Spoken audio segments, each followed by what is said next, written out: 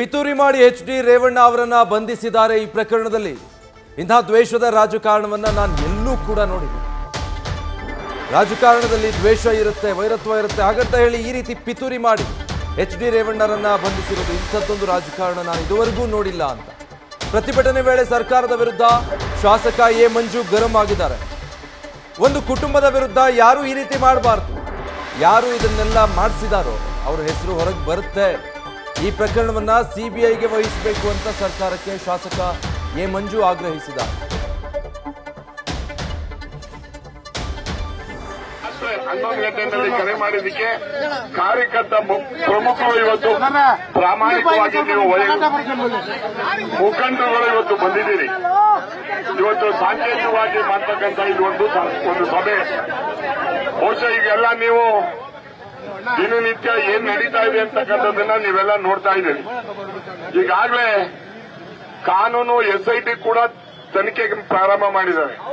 ನಮ್ಮ ಆಕ್ರೋಶ ಎಲ್ಲಿ ಅಂದ್ರೆ ಅಮಾಯಕ ಇದ್ದಂತ ರೇವಣ್ಣ ಅವರ ಬಂದಿರತಕ್ಕಂಥದ್ದು ಖಂಡನೀಯ ಅಂತಕ್ಕಂಥದ್ದನ್ನ ಈ ಸಂದರ್ಭದಲ್ಲಿ ನಾವು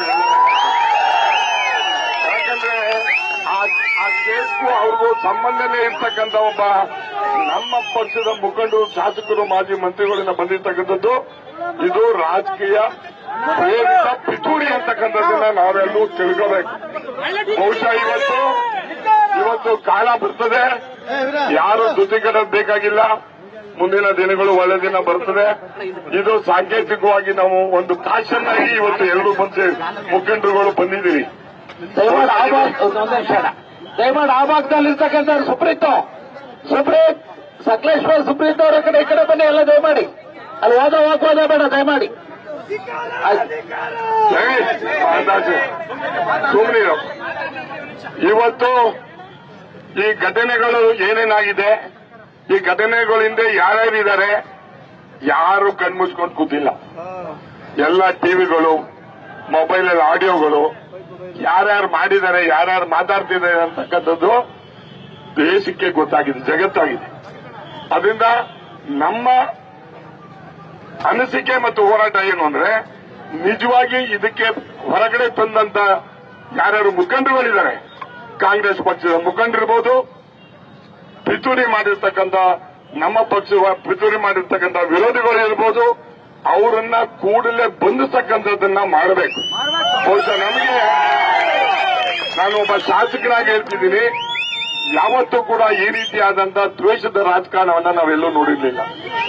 ಇವತ್ತು ದೇಶದ ರಾಜಕಾರಣವನ್ನ ಮಾಡಿ ಬೇರೆ ಕಾಳು ಬೇಯಿಸ್ಕೊಳ್ಳಕ್ಕೆ ಅಂತ ಹೋಗಿ ಕೊನೆಗೆ ಈಗ ಅವರೇ ಬೇಯ್ತಾ ಇದ್ದಾರೆ, ಅವರೇ ಮಾಡ್ತಾ ಇರ್ತಕ್ಕಂಥದ್ದು ಗೊತ್ತಾಗಿದೆ. ಅದಕ್ಕೆ ನಮ್ಮದು ಒತ್ತಾಯ ಏನು ಅಂದ್ರೆ ಇವ್ರ ಮೇಲೆ ನಮಗೆ ನಂಬಿಕೆ ಇಲ್ಲ. ಈಗ ಸಿಬಿಐ ತನಿಖೆನ ಮಾಡ್ತಕ್ಕಂಥದ್ದು ಸರ್ಕಾರನೇ ಘೋಷಣೆ ಮಾಡಿದ್ರೆ ಸರ್ಕಾರಕ್ಕೆ ಒಳ್ಳೇದು ಅಂತಕ್ಕಂಥದ್ದನ್ನ ನಿಮ್ಮ ಮುಂದೆ ನಾವು ಹೇಳೋದಕ್ಕೆ ನಾವು ಇಚ್ಛೆ ಪಡ್ತೀವಿ. ಯಾಕಂದ್ರೆ SIT ಮೇಲೆ ಮಾಡಿದಾಗ ನಾವ್ಯಾರು ಮಾತಾಡ್ಲಿಲ್ಲ. ನಮ್ಮ ಮುಖಂಡರುಗಳು SIT ಬಂದಾಗ ಸ್ವಾಗತ ಮಾಡಿದ್ರು, SIT ತೀರ್ಮಾನ ಮಾಡಲಿ ಬಿಡಿ ಎಂದು. ಅದಾದ್ಮೇಲೆ SIT ನಲ್ಲಿ ಏನು ಆಗಲ್ಲ ಅಂತ ಒಂದು ಬಂದ್ಮೇಲೆ ವಿನಾಕಾರಣ ರೇವಣ್ಣ ಅವರ ಈ ಕೇಸಿಗೆ ಸೇರಿಸಿ ಮಾಡ್ತಿರ್ತಕ್ಕಂಥದ್ದು ದ್ವೇಷದ ರಾಜಕಾರಣ. ಇದು ತಪ್ಪು ಅಂತಕ್ಕಂಥದ್ದನ್ನ ನಾನು ಖಂಡಿಸ್ತೀನಿ. ಯಾವ ರಾಜಕಾರಣಿನೂ ಕೂಡ ಈ ದ್ವೇಷದ ರಾಜಕಾರಣವನ್ನ ಮಾಡಬಾರದು, ವೈಯಕ್ತಿಕವಾದಂತಹ ದ್ವೇಷದ ರಾಜಕಾರಣ ಮಾಡಬಾರದು. ನಾನು ನನ್ನ ಗೌಡ್ರನ್ನ ಪರ್ಸನಲ್ ಆಗಿ ಹೋಗಿ ನೋಡಿ ಮಾತಾಡಿ ಅವರಿಗೆ ಸಾಂತ್ವನವನ್ನು ಹೇಳಿ ಬಂದಿದ್ದೀನಿ. ಬಹುಶಃ ಏನೇ ಆಗಿರಲಿ, ಯಾರಿಗಾರು ನೋವು ಇದ್ದೇ ಇರ್ತದೆ. ನಾನು ಒಬ್ಬ ಪಕ್ಷದ ಒಬ್ಬ ಶಾಸಕನಾಗಿ, ನಿಮ್ಮ ಸೇವಕನಾಗಿ ನನಗೂ ಕೂಡ ನೋವಿದೆ. ಆದ್ರೆ ಈಗ ಮಾಡಿರ್ತಕ್ಕಂಥದ್ದು ಈ ಕೃತ್ಯ ಇದೆಯಲ್ಲ, ಇವ್ರಿಗೆ ದೇವರು ಬಿಡೋದಿಲ್ಲ.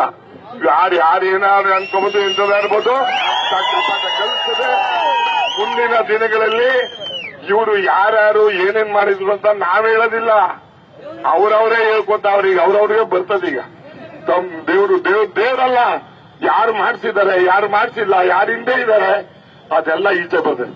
ನನಗೆ ನೋವೇನು ಅಂದ್ರೆ ಒಂದು ಕುಟುಂಬದ ರಾಜಕಾರಣದ ವಿರುದ್ಧವಾಗಿ ಇಷ್ಟು ಹೀನಾಯವಾಗಿ ಒಂಥರ ದ್ವೇಷವನ್ನ ಮಾಡ್ತಕ್ಕಂಥದ್ದು ಒಳ್ಳೇದಾಗೋದಿಲ್ಲ. ಅದು ಬೇರೆ ಯಾರು ಮಾಡ್ತಿದ್ದಾರೆ ಅವ್ರಿಗೆ ಅಂತಕ್ಕಂಥದ್ರೆ ಈ ಸಂದರ್ಭದಲ್ಲಿ ಹೇಳಿ, ಬಹುಶಃ ನೀವೆಲ್ಲ ಇದು ಸಾಂಕೇತಿಕವಾದಂತಹ ಒಂದು ಪ್ರತಿಭಟನೆ. ಮುಂದಿನ ದಿನಗಳಲ್ಲಿ ನಮ್ಮ ಅಧ್ಯಕ್ಷರ ಒಂದು ಮೇಲೆ ಬೇರೆ ಏನಾದ್ರು ತೀರ್ಮಾನ ತಗೊಂಡ್ರೆ, ಈಗ ಹೇಳಿದಾರೋ ಆ ರೀತಿಯಲ್ಲ, ಒಂದು ಬೃಹತ್ವಾದಂತ ಅದ್ಭುತವಾದಂತ ಒಂದು ಇಲ್ಲಿ ಸಂಘಟನೆಯನ್ನ ನಾವು ಪಕ್ಷದ ತೋರಿಸಿ ಜೆಡಿಎಸ್ ಅಂತ ಅಂದ್ರೆ ಹಾಸನ ಇದನ್ನ ಮೇಲ್ಗೆ ಪತಾಕಿನ ಹಾರ್ತಕ್ಕಂಥದ್ದು ನಿಮ್ಮೆಲ್ಲರೂ ಜವಾಬ್ದಾರಿ.